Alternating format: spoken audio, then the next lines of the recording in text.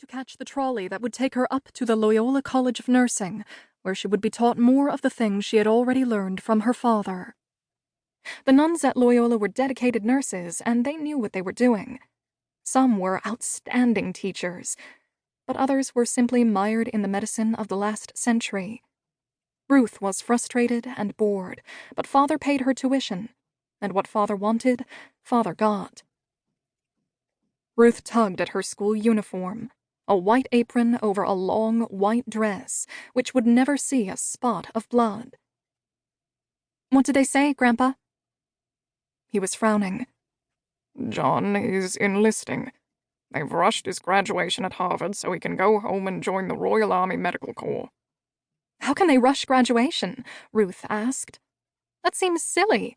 What if he misses a class in, say, diseases of the liver?" Grandpa folded the letter and looked up. "I don't think he'll be treating diseases of the liver on the battlefield. Anyway, he's coming to Baltimore before he ships out." "Here?" said Ruth in surprise. "But why?"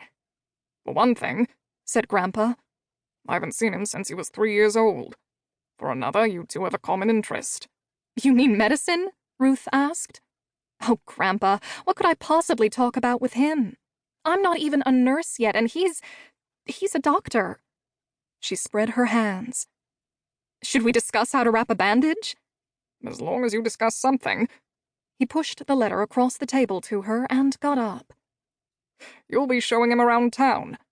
"Me?" said Ruth. "Why me?" "Because your sister—" Grandpa nodded at Elise, just clumping down the stairs in her nightgown and bathrobe. "has dirty fingernails." He started up the stairs. "Good morning, my dear," he said. "Do you know what time it is?" "Uh-huh," Elise mumbled, as she slumped into her seat at the table. As Grandpa continued up the stairs, Ruth called after him, "But when is he coming?" "His train arrives Saturday at noon," Grandpa shouted back. "Find something nice to wear. You too, Elise." Elise rubbed her eyes. "What's going on?" Ruth pushed the letter at her and got up to go. "Read it," she said. "You'll see." Ruth made her way down 33rd Street with her heavy book bag slung over one shoulder, heading for the trolley stop 4 blocks away on Charles.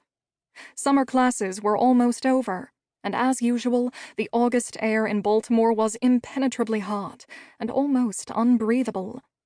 It irritated Ruth to think that she would arrive at Loyola sweaty under her arms, her hair frizzed around her nurse's cap from the humidity. The nuns liked neatness, modest decorum, not perspiring young women who wished they were somewhere else.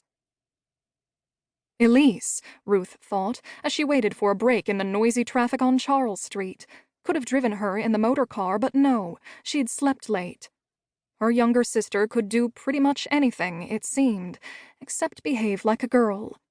Elise, who had been able to take apart Grandpa's pocket watch and put it back together when she was 6 years old, was a useful mystery to both Father and Grandpa. She could fix the car, cheaper than the expensive mechanics.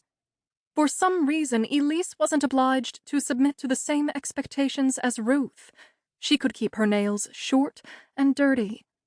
Ruth wondered, as she had since she was a girl, if it was her younger sister's looks. She was a mirror image of their mother, who had died in childbirth with Elise. Did that make her special in Father's eyes? An iceman drove a sweating horse past her. The horse raised its tail, grunted, and dropped a pile of manure, rank in the heat, right in front of her, as though to augur the rest of her day. The iceman twisted in the cart to tip his hat. "Sorry, sister." Ruth let her breath out through her teeth. Maybe the truth of the matter was that she was the sorry sister. It was at this exact corner that her dreams of becoming a doctor, to follow in her father's footsteps, had been shot down. When she was 10 and the governess said she'd done well on her writing and math, she was allowed to start going along on Father's house calls and help in his office downstairs.